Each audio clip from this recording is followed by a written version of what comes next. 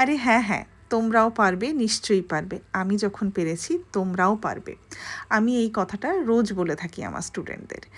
প্রত্যেকটা স্টুডেন্ট আমার কাছে এসে প্রশ্ন করে, ম্যাম মেকআপ ক্লাসটা জয়েন করেছি, আমরা করতে পারবো তো, আমরা শিখতে পারবো তো?